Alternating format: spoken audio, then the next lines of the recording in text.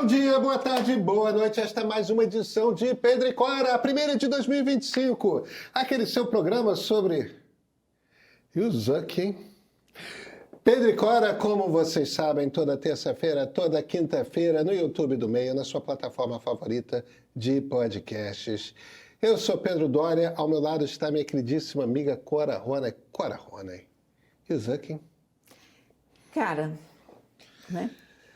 É. Que papelão. É. Trampista, Cora. É, né? Vem.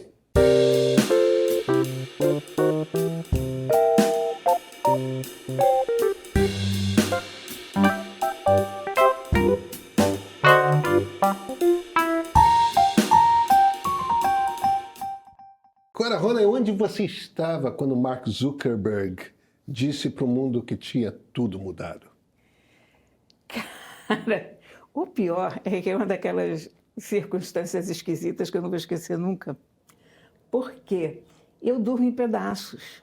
Então, eu vou dormir, sei lá, 3, 4 horas da manhã, aí acordo às 8, aí isso que os gatos me acordam, aí eu fico mais ou menos 1 hora acordada e depois durmo mais não sei quantas horas. Bom, eu estava exatamente nesse break, porque o Toró tinha... O Toró está, coitado, ele está muito fragilizado, né? Ele está com diabetes e tal. Então, eu deixo, ele veio cutucar minha cara.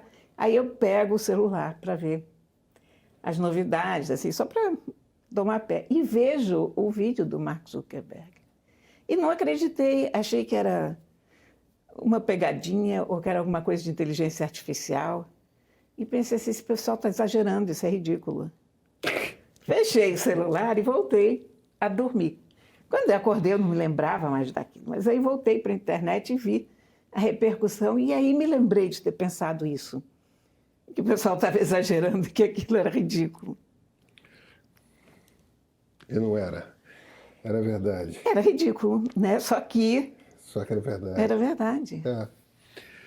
É engraçado, né? O Zuck deu depois uma entrevista para o Joe Rogan, que é o grande podcaster americano. O Rogan, inclusive, é um personagem muito interessante, porque é um podcaster gigante, é um cara que é ligado a MMA e tal, mas que tinha sido, hoje é eleitor do Trump, sim, mas tinha sido eleitor do Bernie Sanders. Ele tem uma coisa que é muito essa coisa do... Ele vota como se fosse um operário, sabe? Então, vai do Bernie Sanders por Trump para... Ele fez essa guinada que boa parte do Rust Belt fez, de um voto super de esquerda, aquela esquerda mais nacionalista, socialista, Estado grande e tal, pro Trump. E, Cora, é muito interessante a entrevista do Zuck pro Rogan, porque ele fala algumas coisas como chocado com o nível de censura do governo Biden. Ele fala assim como se fosse uma coisa mesmo de... O tipo de pressão que nós sofremos é uma coisa inimaginável. Outra frase interessante dele durante a entrevista é que ele está sentindo falta de energia masculina. Essa parte eu vi. Ele está sentindo falta de energia masculina. Eu tenho a impressão, eu não sou a única pessoa a ter essa impressão, de que, em parte, o anúncio do Zuck é, de fato, uma questão ideológica. Eu acho que tem um aspecto ali que ele é trumpista. Mas você se lembra que antes das eleições a gente tinha conversado sobre isso? Uhum. E não me lembro mais qual era a circunstância. Eu falei para você, ele é trumpista, porque... Não, é isso mesmo. Porque tinha alguma coisa ali que... Tem uma entrevista que ele deu, que eu acho que é uma entrevista não tinha importante. Certeza disso. Foi uma entrevista para o 60 Minutes. Se não foi para o 60 Minutes, foi para um desses outros programas importantes da televisão aberta americana. Ali na virada do primeiro para o segundo semestre, em que alguém se vira e pergunta para ele: mas e você politicamente, ou a meta? E ele se vira e fala: não, eu não quero falar sobre política, eu não vou me manifestar, eu acho que na minha posição não é o caso, tal. mas eu devo dizer que a reação do Trump ao atentado à vida dele, quando ele se levantou e Foi isso, acho que foi nessa ergueu o ocasião. braço, foi uma das... A expressão que o Zuck usou foi uma das cenas mais badass que eu já tinha visto. Badass, como é que a gente traduz? É tipo...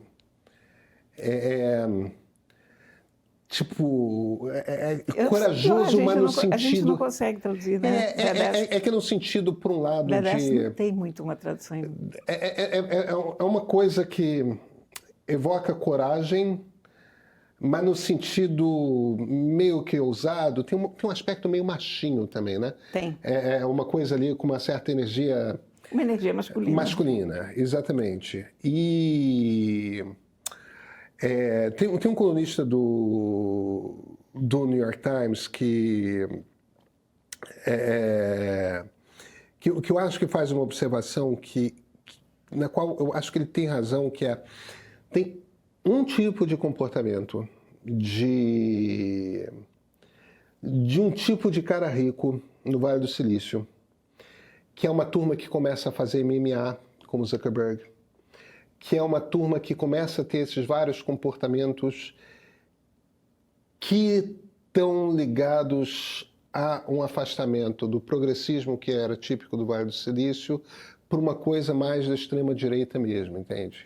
Você sabe que eu acho que isso talvez seja aquela ondulação generacional. Porque o pessoal que fundou o Vale do Silício, seria uma geração antes de mim, isso era hippie. Isso era totalmente progressista. Aquela geração que fez a internet. Aliás, toda a cultura digital nasceu da contracultura. Claro.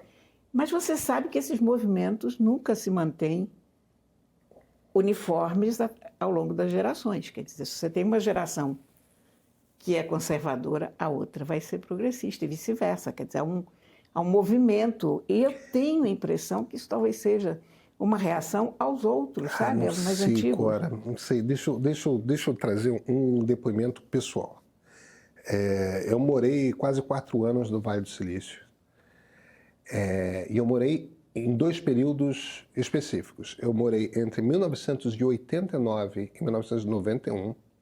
E depois eu morei entre 2008 e 2009. Tá certo? Quer dizer, 2 períodos que no total foram... Sim, diferente mesmo. O primeiro período mais longo, o segundo mais curto, mas dá um tempo ali comprido passando de 3 anos. Cora, eu morei em lugares absolutamente distintos, tá? O Vale do Silício, no início, na virada dos anos 80 para os anos 90, era um lugar bastante machucado. Estava no ápice da pandemia da AIDS. Isso é verdade. E eu era adolescente, descobrindo sexualidade, e a quantidade de cara esquelético, que era aquele momento que não tinha nenhum tipo de medicação. Sim. Então, eram aqueles caras com todos os ossos do corpo expostos. Era uma coisa, assim, de uma tristeza profunda. O high school onde eu estudei tinha, escola pública, né? Muitos negros, muitos latinos e muitos americanos. Era classe média baixa, meus colegas, mas uma escola muito mista, muito misturada, Todos os meus professores tinham sido hippies. Todos os meus professores tinham sido hippies. E vários deles ainda meio que se vestiam como hippies, entendeu? Eles não tinham... não tinham feito a transição. Não tinham feito a transição, entendeu? Com 20 anos, eles usavam roupas tie-dye. Com 50 continuavam, com 40 continuavam vestindo roupas tie-dye. E eu lembro muito... E eu lembro, Cora, que tinha uma coisa de... a gente tinha muita aula de educação sexual porque era a época... Eu sou a geração que foi informada no momento que estava começando a vida sexual, usem camisinha. Foi comigo, foi pessoal. Porque camisinha não era uma coisa que existisse antes. Era uma coisa que, sim, tipo, você até podia entrar na farmácia e comprar, mas não era toda a farmácia que tinha, não era. A coisa surge comigo, foi pessoal. E é muito engraçado porque eu lembro da professora que me deu aula de educação sexual, que era um troço bastante explícito, inclusive, não no sentido erótico, mas no sentido de clareza. Mas tinha, a gente, sei lá, com 15, 16 anos, né?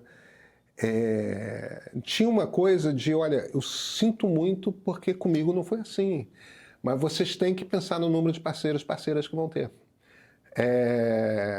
Vocês têm que ter um tipo de cautela que não era preciso.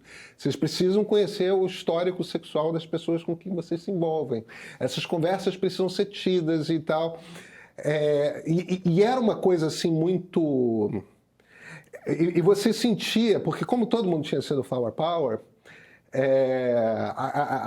aquilo era a geração que tinha feito a revolução sexual. Impor aqueles limites a gente era uma imposição metafórica, evidentemente, porque você não impõe esse tipo de coisa a ninguém. Era uma coisa dolorosa ali. 20 anos depois, quando eu voltei a morar no Vale, era um lugar de gente muito rica, Cora. O mesmo high school em que eu estudei, que ainda existe, a mesma escola pública onde eu estudei, além de americano, tem agora indiano e chinês. Não tem mais preto e não tem mais latino, porque gente pobre, e os pretos e os latinos costumam ser pobres, não tem dinheiro para morar na região. E você vai para a escola pública de acordo com o CEP onde você mora, que você é distribuído. Então, é uma coisa muito diferente. Eu estou falando de 2008 e de 2009. Mas, ao mesmo tempo, eu me viro para você e falo o seguinte, Cora. Ano de eleição presidencial. Não tinha uma única placa que eu tenha visto em toda Palo Alto, em toda Menlo Park, em todo Sunnyvale, em toda Mountain View, todas as cidades das regiões. Eu ficava procurando, porque eu já era jornalista, já escrevia sobre política e tal. Eu procurei placa de John McCain. Não tinha. Todas as placas em todos os jardins, com o americano naquelas... Casa com um gramado na frente, plaquinha do candidato que você apoia. Tudo Barack Obama. Tudo em 2008. Entendeu? Em todas as regiões. Inclusive na casa do Steve Jobs, que era a 2 quadras da minha casa. E o ponto aqui que eu estou fazendo aquele vale em 2008, 2009 ainda era inteiramente democrata e já era muito rico.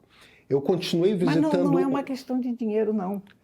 É uma questão de geração, de cabeça. Eu acho que ali, porque geração Bill Gates, geração Steve Jobs. Mas o Zuckerberg já estava lá. O Zuckerberg estava lá, mas eles são da nova geração. Eles são outra geração, eles não são da geração do Steve Jobs, eles não são da geração do Gates. É claro que não, é claro que não. Não são a geração Larry Ellison, embora eu tenha minhas dúvidas em relação... O Larry Ellison é trumpista. Pois é.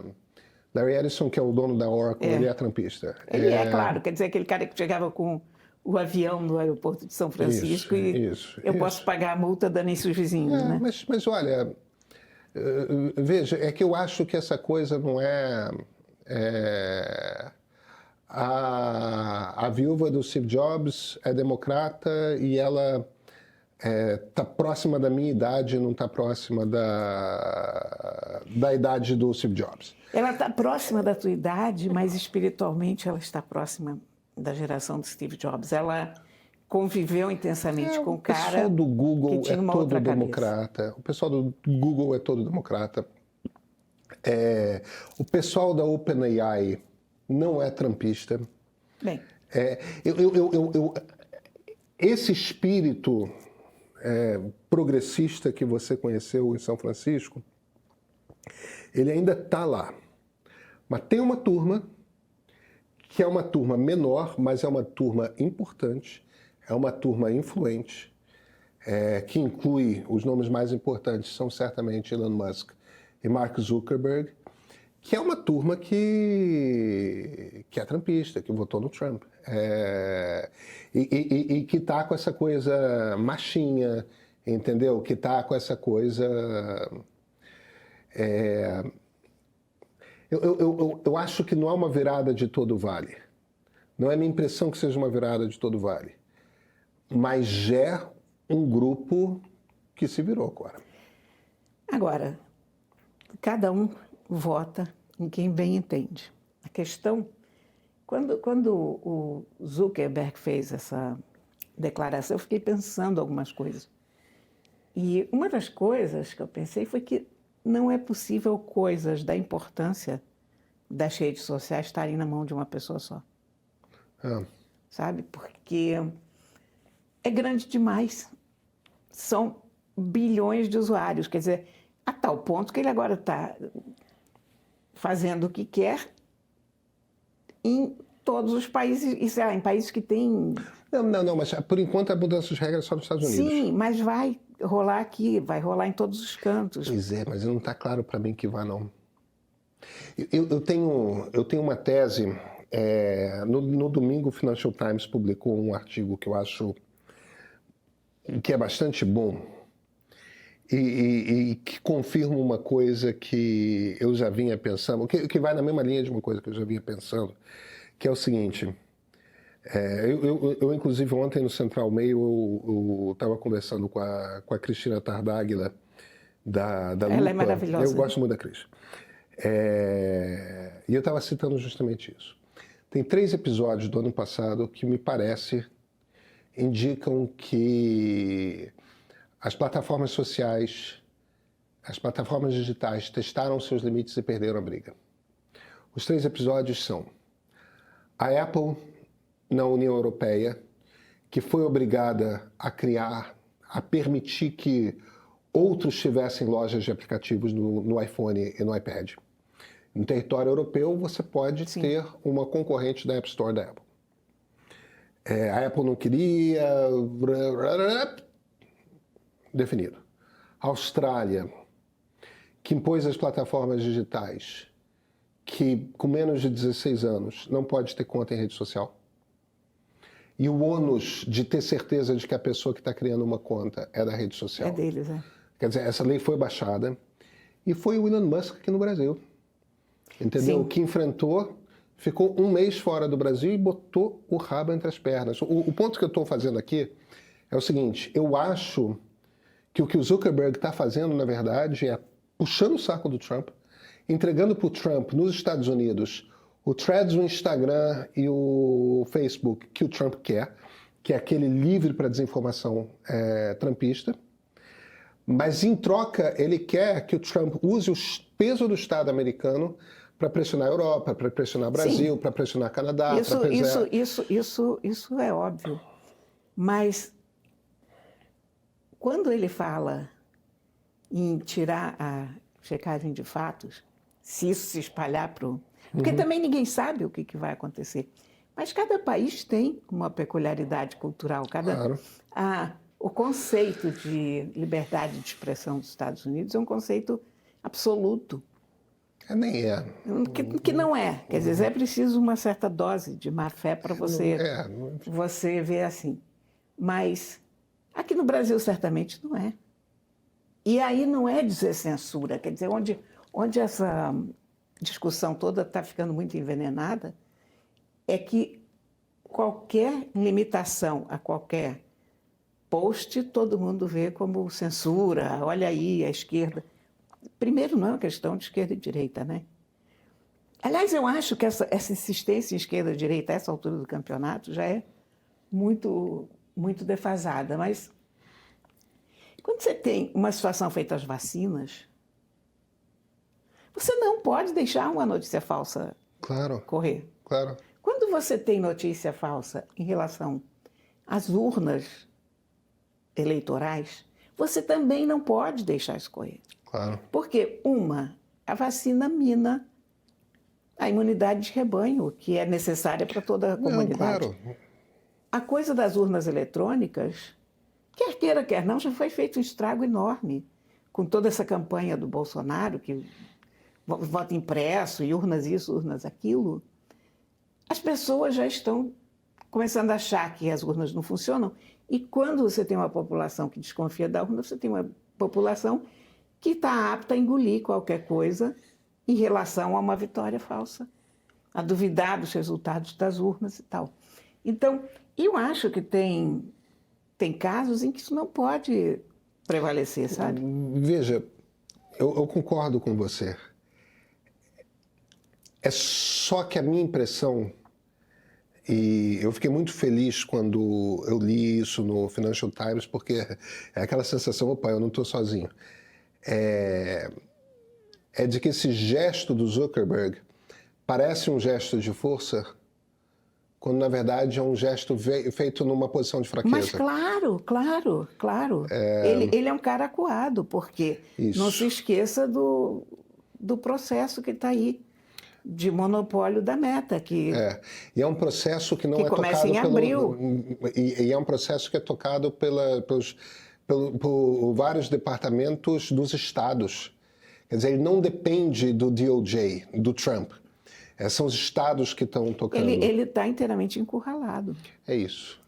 O Trump disse com todas as letras que o Facebook era o inimigo do mundo e tal.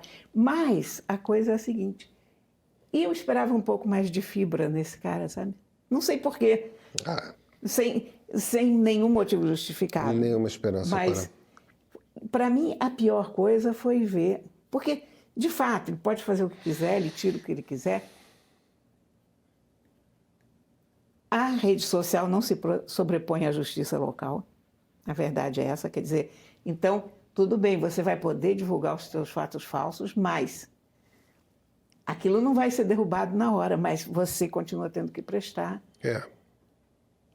satisfações à lei. Você não pode dizer às pessoas para não tomarem vacina, ou que a vacina vai te transformar em jacaré. Sabe? Enfim. Mas, cara, é muito doido tudo.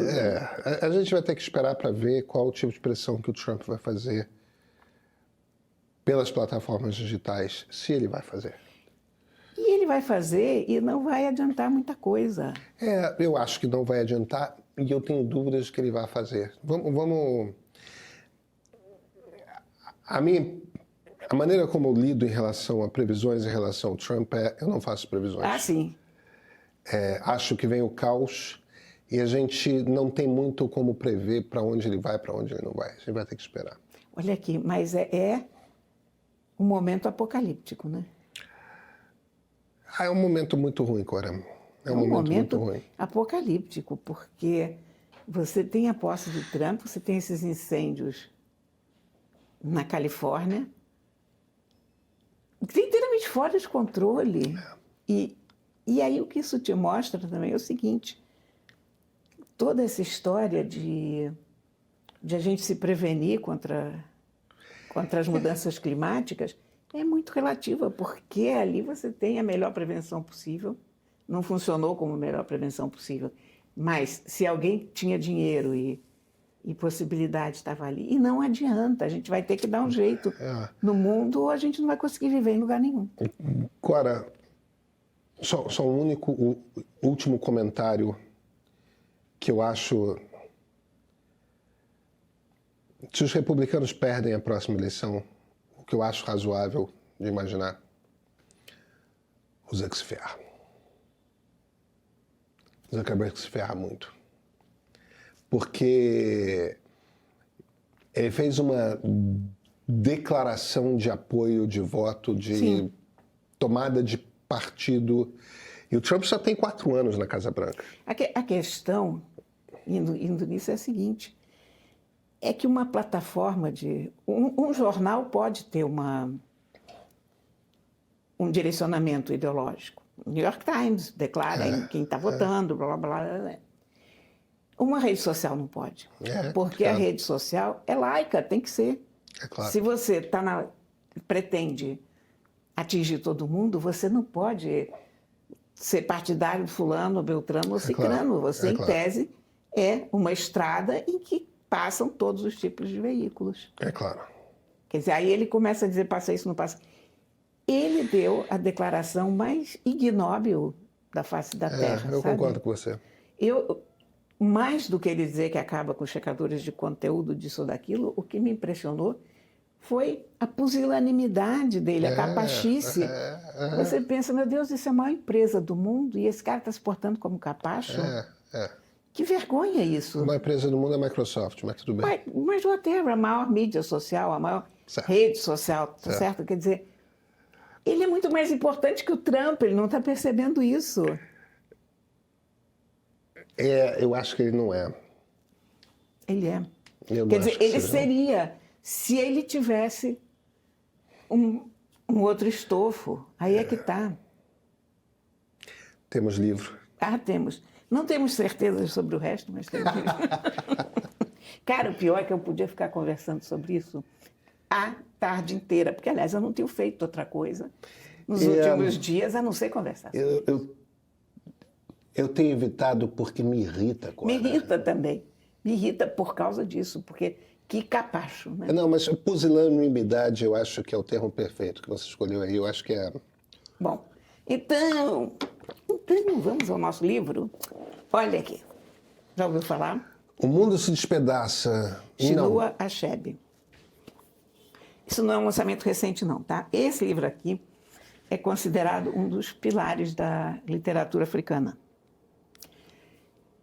Esse livro já estava na minha estante, dizer para vocês quando é o livro. Esse livro estava na minha estante há muitos anos. Ele é de 58, evidentemente, essa tradução aqui não é de 58, é de 2009 essa edição.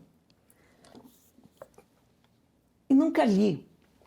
Eu nunca li por nada, assim, sabe aquele livro que fica na tua estante, você... Claro, um dia chegará lá. Uma hora vou ler, etc. E aí eu estava lá mexendo com os meus livros, nesse longo feriado, e disse, vou ler esse aqui. Esse livro, vamos lá, ele é um livro cercado de polêmica.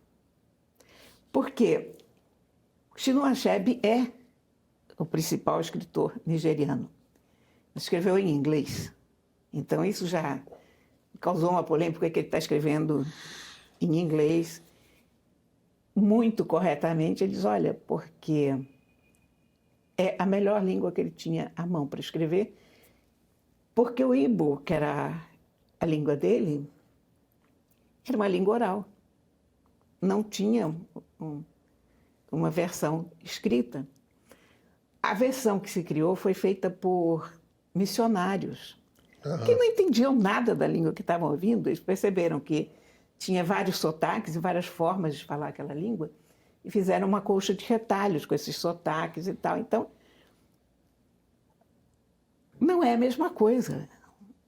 E outra, com o inglês ele chega a todo mundo, e inclusive a todos os nigerianos, mesmo os que falavam outros dialetos e outras línguas. Outra polêmica. Esse título em inglês é Things Fall Apart. Things Fall Apart é um dos versos do Yeats, do Second Coming. É um dos poemas mais usados para título de livro em todos os tempos, né? É um daqueles pilares da cultura ocidental. Bem, esquece essa polêmica. Segunda polêmica. Chinua Achebe foi uma das pessoas que... The Center Cannot Hold. The Center Cannot Hold, Things Fall Apart, é isso aí. Beleza. Bem. É isso aí. Depois tem aquele Pern Gyre que ninguém sabe o que é. Agora, ele fez um artigo, acho que lá pelos anos 70, contra Coração das Trevas, dizendo que o Coração das Trevas é um livro racista. É passado no Congo, não é? É no Congo, o Coração das Trevas. Mas é o contrário de racista. E isso foi... Não sou eu que estou dizendo isso, não. São vários escritores negros que foram defender o Conrad. Porque quando Conrad escreveu, o livro, aquilo era uma tentativa super corajosa e avançada para a época de expor os fatos, enfim. Então eu tinha todas essas reverberações na minha cabeça quando eu peguei o livro. Quer dizer, digamos que eu vim para esse livro com uma visão política quase, sabe? Quer dizer, eu cheguei no livro com um certo parte-pris, com um estado de espírito armado por essas informações que eu tinha paralelas ao livro. Eu não tinha lido o livro, mas eu conhecia a polêmica da língua. Depois eu conhecia bem o artigo sobre o Conrad, do qual eu discordei assim meio que de ponta a ponta. O Coração das Trevas é um dos meus livros favoritos, então você já viu que... The horror. Aí você já vê que eu não cheguei assim com muita amizade nesse livro, porém é um clássico. É um daqueles livros que eu fiquei me penitenciando como é que eu não li isso aqui há mais tempo. E que essa história é uma história numa África pré-colonial. Não exatamente pré-colonial, porque nessa aldeia, onde tudo acontece, já existem facas, já existem armas, quer dizer, você vê que a colonização já chegou ali por perto, mas o homem branco ainda não chegou diretamente lá. Então, aqui você tem uma sociedade tradicional africana. Nem vou dizer africana, vou dizer Igbo, porque há tantas sociedades diferentes no continente que é injusto você dizer tradicional africano, né? É sensacional, porque são os hábitos, a forma de convivência, a visão do mundo, a cosmogonia, as relações interpessoais, as relações entre homens e mulheres.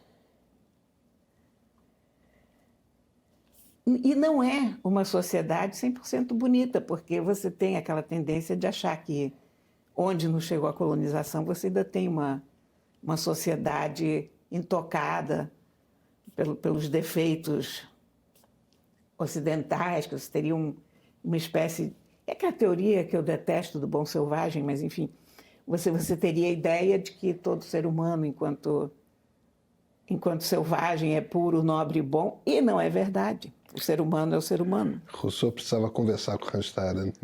Muito, com muita gente. Até com Chinua Achebe. Porque os personagens são interessantíssimos e multidimensionais. Então, o herói da nossa história, que é um herói, mas ele é extremamente violento com as mulheres. O papel das mulheres é zero à esquerda. A superstição é uma coisa grave, mas você diz, olha, somos gente, e eles eram gente.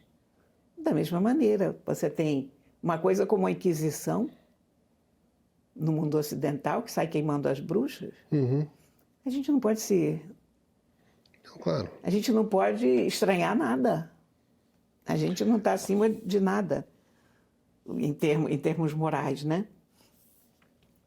Você vê que o ser humano é uma calamidade em todos os quadrantes.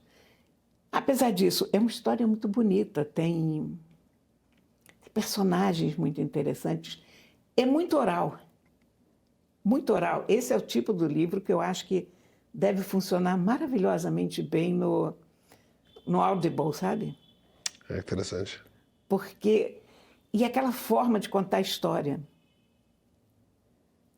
Né? É muito a sensação que você está em torno da fogueira e alguém está contando uma história para você.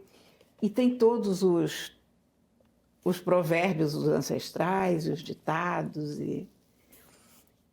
E até uma coisa que você percebe aqui, engraçado, já de novo voltando para essa coisa da colonização, você percebe onde os missionários encontraram brechas para converter tanta gente. É porque havia uma coisa de casta também. Havia aquelas pessoas que eram intocáveis, que você não podia chegar nessas pessoas. Havia as mulheres, então todas essas pessoas que estavam tão inferiorizadas, tão humilhadas, essas pessoas todas achavam que os missionários estavam trazendo algo de valor. Falavam numa igualdade que para eles parecia interessante. E a sua impressão é de que existia essa sensação de desigualdade dentro da cultura? Sim. Quer dizer... Esse ressentimento de... Havia um ressentimento que ninguém falava, porque é como as castas na Índia. O intocável, que não se chama mais intocável, mas enfim, a última das castas, ele não vai falar nada, porque se ele falar, ele é morto. É a lei do mais forte, fica quieto, é assim que é para ser, Deus mandou, né? Tudo isso. Quando você vem com um discurso de igualdade, como em tese, é o discurso cristão, que somos todos iguais, irmãos, blá, blá, blá, que a gente sabe que, na verdade, não funciona assim na vida real. Mas, em tese, é um discurso que promove muito a igualdade entre as pessoas. Essa história é passada em que momento da história? Essa história é passada... Esse livro foi feito em 58. Essa história deve ser passada, talvez, 30 anos antes, ou... No momento, quando o Chinua Achebe nasceu, essa transição já havia sido feita. Quer dizer, ele já nasce católico. A família dele já se converteu, mas foi pouco tempo antes, quer dizer, digamos que é princípios do século XX. Do século XX. Agora, é uma história espetacular. E aqui tem um bom prefácio do nosso querido Alberto da Costa e Silva, que foi o grande africanista brasileiro, um embaixador do Brasil em diversos países africanos.